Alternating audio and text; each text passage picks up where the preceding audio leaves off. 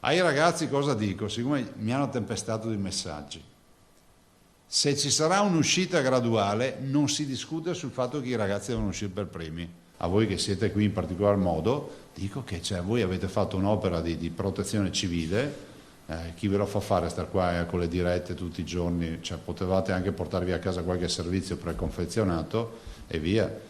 Penso che questo deve essere un lavoro davvero. Ma guardate, i colleghi presidenti sono tutti d'accordo con me su questo. Penso, io ne ho parlato sia col Presidente del Consiglio che con il ministro Boccia di questa partita e penso che sia doveroso riconoscere questo. Cioè, non è che stiamo parlando di Antenna 3 piuttosto che di Telenuovo o di come si chiama? Telemanduria? No.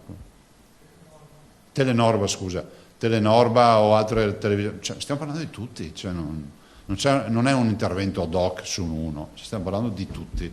Sono tutti lavoratori, ci sono tanti giornalisti coinvolti, insomma c'è un mondo.